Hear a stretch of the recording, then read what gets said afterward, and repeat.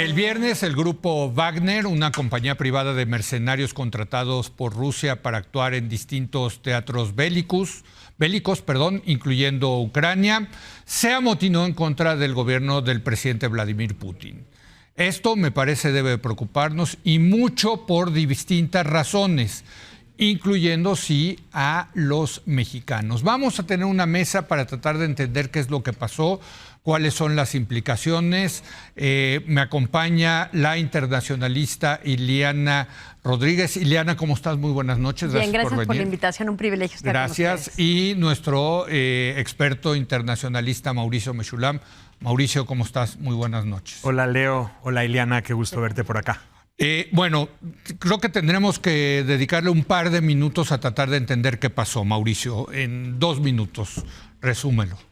Mira, el grupo Wagner es un aliado estratégico del Kremlin desde hace muchísimos años, sí, operando en distintas partes. Su involucramiento en Ucrania, y creo que hay que hablar un poquito más de eso más adelante, pero su involucramiento en Ucrania empieza a empoderar al líder que tiene una personalidad particular, digámoslo así, el líder Yevgeny Prigozhin. Se empodera, empieza a crecer, a chocar con distintas figuras. Él tiene aspiraciones políticas, concretamente choca con el Ministerio de Defensa, choca también con otras agencias de seguridad desde hace muchos meses. Es muy vocal en sus redes sociales, critica que el Ministerio de Defensa no les surte, no los abandona, los deja a su suerte, a él y a su grupo, que es el grupo Wagner. Y esto le va originando distintas disputas políticas. El Ministerio de Defensa lo intenta poner en orden y mandata que tiene que haber un contrato para que regularice la operación de las fuerzas de Wagner dentro de esta guerra en Ucrania. Prigozhin se niega y esto eventualmente le va a llevar a chocar con Putin. Lo que pasa es que el día viernes este asunto escala. Lo que sabemos es que el Ministerio de Defensa y la FSB, que es la sucesora de la KGB, declaran que han levantado cargos en contra de Prigozhin por orquestar un golpe de Estado. Prigozhin lo niega, él dice no, a mí me dispararon por la retaguardia y además mataron a 30 de estos mercenarios y por lo tanto yo me voy en contra del Ministerio de Defensa. Toma una ciudad, la toma literalmente una ciudad, Rostov-on-Don, toma instalaciones militares, emprende una marcha hacia Moscú y durante todas esas horas de tensión estábamos previendo que podía haber un choque entre esas tropas de Wagner y la Guardia Nacional o algunas agencias de seguridad rusas y claro, esto genera o suscita enorme preocupación. Ileana, lo increíble es que toman esta ciudad Rostov del Don o Don en prácticamente unas cuantas horas, sin disparos. Sin mucha resistencia. Y entiendo que se quedaron a 300 kilómetros de Moscú. Menos. Para ser exactos, 200 kilómetros, que es 200. la distancia que hay prácticamente entre Pachuca y la Ciudad de México. Bueno. Se acercaron tremendamente a Moscú. ¿Cómo es posible? Es que ahí es donde ves, caray, es que hay que ver la fuerza que hay. Primero me gustaría, y en alusión a lo que dice Mauricio, estamos viendo la privatización de la guerra. Sí. Porque finalmente el grupo Wagner sirve como una fuerza de apoyo para ganar o tener mejores resultados en la guerra contra Ucrania. Sí. Esa es la realidad. Ahora, el acaudalado hombre de Prigozhin es básicamente un líder dentro de las propias Fuerzas Armadas, un ejército de más de 25,000 hombres que gana al año más de $2 billones solamente de República Centroafricana del Congo, donde no solamente le pagan en cash, diamantes, sino también con acciones de la industria minera de esta república. Entonces, dinero le sobra a Prigozhin. O sea, es una fuerza, es un factor real de poder. O sea, lo del dinero, real. ¿tú crees que no es? No es un tema. No es un tema. No, ellos participaron. Digo, porque es parte, digamos, de la intervención de Siria. De la demanda de Prigozhin, ¿no? El apoyo a Bashar al-Assad por parte de Rusia fue del grupo Wagner. Sí. ¿Por qué? Porque finalmente, aunque Rusia tiene un ejército muy importante, no está mandando al frente a todos sus soldados. Esa es la privatización de la guerra. Que también la hace Estados Unidos, ¿no? Con Blackwater los paramilitares en Nicaragua. Lo hemos visto a lo largo de la historia. Pero esto ya es un componente todavía mayor porque tiene un capital propio. Sin embargo, Prigozhin lo que dice es: yo lo que necesito es mayores municiones, mayor artillería, para ser mucho más eficaz en el ataque contra Ucrania. Y eso no lo estoy viendo de parte del Departamento de Defensa o Ministerio de Defensa por parte de Rusia. Así es que sí inicia esto como una protesta que lo han los medios manejado como si fuera un golpe de Estado en contra de Rusia, lo cual no se observa así de acuerdo. Yo lo que he oído es la palabra más motín, ¿no, exactamente, Iliana? Es un motín. Una insurrección. Una un insurrección. motín. Sí. Y efectivamente lo que piden y protestan contra este Shoigu, que es el ministro de Defensa, que ni siquiera es ruso, ¿verdad? Es de ascendencia asiática, pero están protestando ahí. Ahora, ¿por qué no vemos que destituyan en las Fuerzas Armadas de Rusia a quienes han generado el malestar del grupo Wagner? Bueno, porque ellos aplican aquello de que se felicita en público y se regaña en privado. Nosotros nunca veremos a Vladimir Putin regañando a nadie públicamente. Eso se hace con posterioridad. Se mantienen ahorita los líderes tanto de la defensa como el jefe de las Fuerzas Armadas, se mantienen en sus posiciones. Ahora, lo han tratado de minimizar, tratando de evitar daños colaterales respecto a los asuntos jurídicos. Sí es cierto que tendrían que llevar al grupo Wagner y a quien haya ejecutado en contra de las Fuerzas Armadas rusas los decesos de los pilotos que murieron, más de 33 muertos. Bien. Entonces, pero ya dijo Putin, los vamos a condonar, no les vamos a... Lo cual me lleva precisamente, Ileana, a cómo se logra resolver, digamos, entre comillas, ¿no? Esta crisis, ¿no? Pero déjame... sí. Déjame añadir un par de temas para que se entienda, ¿no? Porque aquí, o sea, al respecto, cuando tú hablas de mercenarios, pareciera de alguna forma que es un grupo privado tipo Blackwater, contratas para servicios, te ayudan. Aquí hay es más profundo. Hay una relación personal entre Prigozhin y Putin desde muchos años antes de que existiera. Era el chef de Putin. Y claro, lo contratan para distintos servicios, como por ejemplo servicios de alimentos. ¿no? Él estuvo en negocio de restaurantes, estuvo en cárcel anteriormente. Sí, estuvo 9 años. A temas de la seguridad. esposa es dueña de una chocolatería. No, él vendía hot dogs, es que personal. También, pero va a ser estratégica la alianza. Es una alianza entre el Kremlin y el grupo Wagner, porque permite a Putin llevar a cabo una estrategia híbrida de guerra. Es decir, voy a desplegar soldados que están al servicio del Kremlin, claro, contratados por el Kremlin, pero al servicio de las estrategias que el Kremlin implementa sin reconocer el involucramiento del Kremlin. Entonces, aquí, vale la pena mencionar, en Crimea, cuando vimos a los famosos Little Green Men, hombres de verde, sin insignia, sin bandera, penetrando Crimea, prácticamente tomando la península, era el grupo Wagner. O bien en Siria, como dice Ileana, entra Rusia con 2,000 tropas, pero 6,000 de Wagner. Y entonces las 2,000 del ejército formal, de las Fuerzas Armadas rusas, son acompañadas de estos 6,000. Y estos 6,000 van junto con el ejército de Assad, tomando posiciones para arrebatarle a ISIS el control de territorio. Llegan a chocar con soldados estadounidenses. Un incidente, si recuerdas, porque tú y yo hablamos de esto en aquel año, claro. En 2018, cuando Estados Unidos bombardea y mata alrededor de 200 a 300 tropas de Wagner. O sea, es un incidente que enfrentó a Estados Unidos con rusos, pero Rusia no podía reconocer su involucramiento porque formalmente no eran soldados rusos los que estaban luchando ahí. Entonces esto resulta estratégico para Rusia porque le sirve implementar sus intereses y negar lo que se conoce como la negabilidad plausible. Tú niegas plausiblemente que tengas cualquier clase. Pero el otro lado de la moneda es que empoderas a un ejército.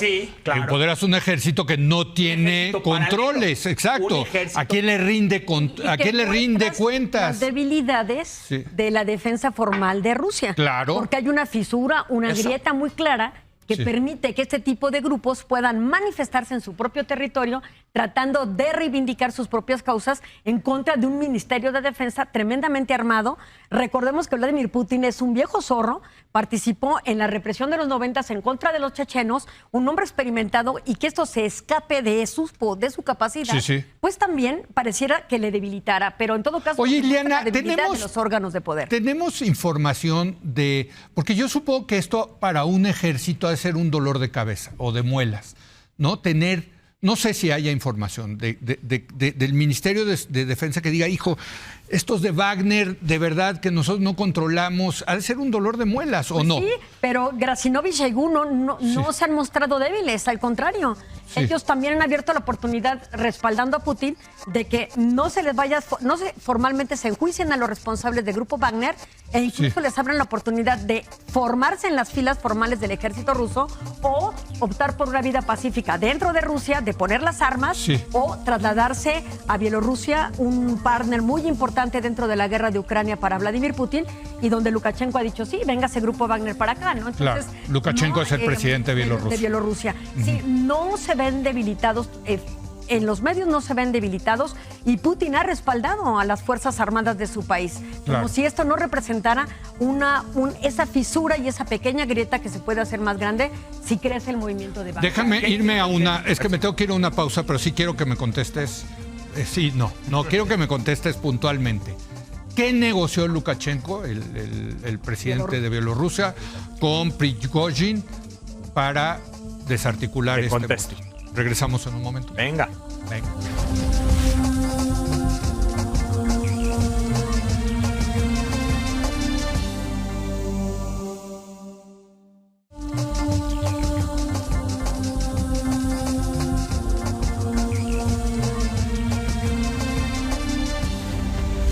Estamos teniendo una conversación muy interesante. Lo que pasó en Rusia sigue pasando en Rusia, yo me atrevería a decir, correcto, ¿no? A ver, ¿cómo desarticula Putin esto a través del presidente de Bielorrusia, Lukashenko?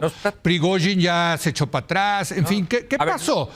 Háblanos de esa negociación. Hay muchas interrogantes al respecto. Primero decir que para Putin, debido a su relación personal y debido a la indispensabilidad del grupo Wagner para los intereses del Kremlin, ha sido muy difícil negociar este tema desde antes. O sea, este enfrentamiento entre Prigozhin, el Ministerio de Defensa y las agencias de seguridad rusas viene de antes. Entonces, lo que intenta hacer, digamos, Putin, es equilibrar entre sí estar del lado de las instituciones, porque sí las favorece, pero al mismo tiempo no hacer colapsar al grupo Wagner, porque no le conviene.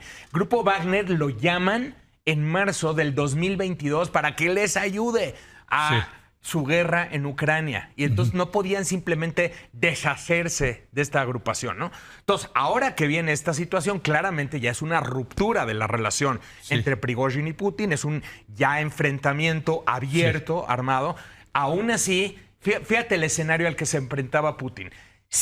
Incluso si las fuerzas rusas hubiesen aplastado esta insurrección, la Guardia Nacional hubiese intervenido, quizás tropas del ejército, etcétera. Incluso bajo ese escenario, pensar en desviar la atención de Ucrania, en desconcentrarse de su guerra, en atraer la guerra. La propia declaratoria de ley marcial que hizo Putin ya eleva el nivel de pánico psicológico entre la población, cosa que Putin quería evitar. Entonces, Putin se ve en la necesidad de negociar, pero también hay que entender que el propio Prigozhin tiene que negociar porque no hubo disidencias importantes en el lado ruso y no era tampoco viable que sus 25,000 tropas, mira, el Ministerio de Defensa británica dice que no llegaban a 25,000. Acuérdate que además vienen de combate. Pero eso es lo increíble. ¿Cómo 25,000 llegan a 200 kilómetros de Moscú? Eso es lo que yo no entiendo, Mauricio. O sea, 200 kilómetros de Moscú. Yo quiero agregar algo que sí es también A ver. ¿Qué gana Bielorrusia? Bielorrusia es un actor estratégico en la guerra contra Ucrania por parte de Vladimir Putin. Pero ¿qué gana de todo esto Lukashenko con el grupo Wagner? ¿Qué ha ganado hasta ahorita? Nada menos y nada más que una jugosa negociación de armas nucleares provistas por Rusia a Bielorrusia, lo cual es altamente peligroso si consideramos que Lukashenko, pues, es un loco. No, es un sátrapa. Exactamente, o sea, él detona un arma de esta naturaleza y se puede generar un conflicto, no de un conflicto limitado o una guerra limitada, sino una guerra. Ahora es empleado, no es empleadillo pero gana una Putin, pero imagínate un empleadillo desquiciado ahora con nucleares.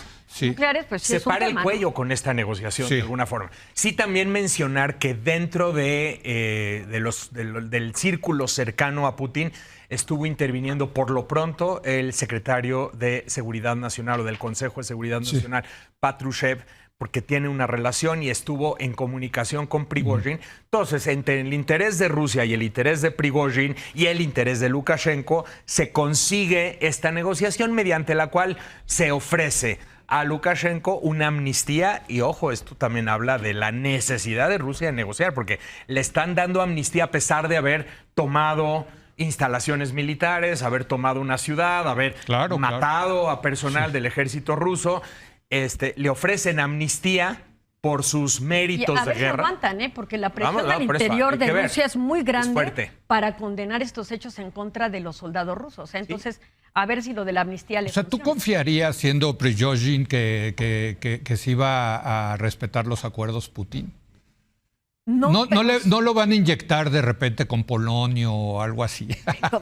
Es que estos son así, ¿o no? Sí, lo vimos con los periodistas en Inglaterra. Bueno, no. Y con Lukashenko, ¿cómo se llama? El que está en la cárcel. Navalny. ¿No? Sí, pero también Prigozhin es un viejo lobo de mar. Y hay que recordar que Wagner tiene operaciones en distintos países de África, también, sigue en Siria, tiene también una carta de negociación y siempre tiene pues este conocimiento de las vulnerabilidades del ejército ruso. O sea, lo que pasa con Wagner es que una vez que se le llama a combate, se empiezan a mostrar eficaces, empiezan a mostrar sus capacidades superiores a las del ejército ruso, y esto también. Pero Putin no va a negociar nada.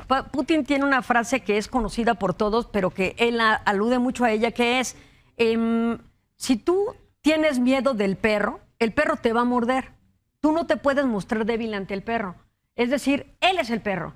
Putin es un perro que no va a permitir ni va a ceder ante las peticiones del grupo Wagner. Pues ya cedió.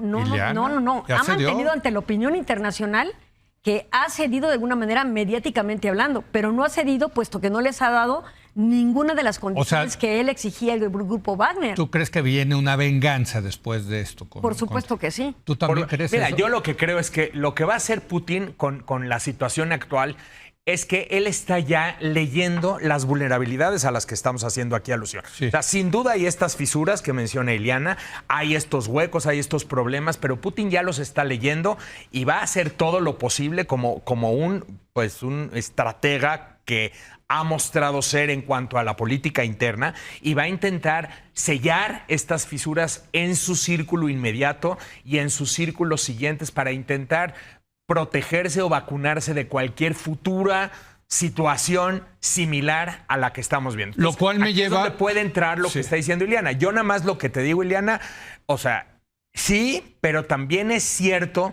que el grupo Wagner va a seguir operando, por lo pronto en África, lo mencionó Lavrov. Tiene leverage, digamos. Lo que están diciendo es sí, pero ya no bajo el mando de Prigozhin. O sea, Wagner va a seguir operando porque tiene operaciones en Sudán, tiene operaciones en Congo, tiene operaciones en... Y algo muy importante, los ingresos del grupo Wagner son ingresos para Rusia. No solamente en temas de impuestos, sino en una etapa muy difícil de aislamiento que el mundo quiso y quiere ejecutar en contra de Putin por su invasión a Ucrania. Ha sido uno de los grandes soportes grupo Wagner a la economía rusa. Entonces, no es tan fácil deshacerse de él, de Prigozhin, sino en todo caso, más bien, darle oportunidades para que su propio ejército decida qué hacer y mantenerlo. Putin sí necesita grupo Wagner porque todas las incursiones en África han sido mediante este grupo.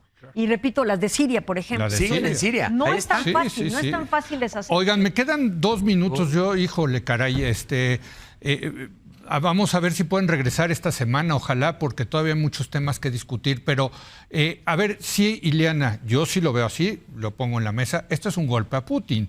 Putin, que era el líder todopoderoso de Rusia, ¿no? Casi un zar, un nuevo zar. Pues se ve que sí hay, digamos, divisiones dentro de Rusia y que tienen que ver con la debacle en Ucrania. Pero lo pongo en la mesa. ¿Tú cómo ves? Mediáticamente, ¿Sí es un golpe? Mediáticamente sí es un golpe, porque también esto es lo que dice la prensa en Occidente, ¿no? Pero la prensa, por ejemplo, en aquel continente, pues lo que dice es, los jóvenes están de acuerdo en que hay que poner fin a la guerra, pero apoyan a Putin. Entonces, hay una gran división. Bueno, allá ellos controlan los medios, ¿no? Sí, entonces, exacto. Bueno, pero también la prensa en Oriente, no solamente rusa. Al Jazeera y otros medios dan otra versión. Entonces, yo lo que diría es que Y siempre reitero, la principal víctima en una guerra es la verdad. Sí. Entonces, tomemos con una pizca todo lo que está sucediendo y veamos cómo se desarrollan los hechos para poder hacer un análisis mucho más efectivo de lo que estamos viendo en este momento ante el furor de los propios medios, ¿no? ¿Es un golpe a Putin? Mira, es un golpe, Sí. sin duda, pero eso no significa que necesariamente Putin haya quedado del todo vulnerable ante la situación actual. O sea, hay que leer, por un lado, esto que tú mencionas, el golpe de haber llegado a 200 kilómetros de Moscú, todo eso, pero también hay que leer el hecho de que todos los actores importantes mostraron su respaldo a Putin, no hubo disidencias, si Prigozhin estaba buscando alianzas, no las encontró, entonces esto significa que todavía el círculo de Putin se encuentra bastante sellado. Ahora, seguramente hay vulnerabilidades, Putin las va a tratar de sellar y a la fuerza, muy probablemente. Bueno, pues yo espero verlos pronto para también, porque me quedé con el tema de las implicaciones para la guerra en Ucrania, las implicaciones para Occidente, incluyendo México. A mí, no sé ustedes, pero me preocupa mucho que existan este tipo de problemas en un país que tiene uno de los arsenales nucleares En plena guerra. más grandes del mundo. ¿no? ¿Y cómo inició todo ¿Quién esto, controla el Cuando- botón? y ¿Quién cuando se quiso imputar a ¿No? Biden de haber estado implicado en Ah, esta no, sí, situación. sí, hay Lo que muchos, hubiera dado muchos. pauta a una avenida mucho más importante de una guerra internacionalizada, ¿no? Bueno, se nos acabó el tiempo. Gracias, Ileana. Gracias, Gracias, Leo. Mauricio. Gracias, querida Ileana. Gracias a usted. Muy buenas noches.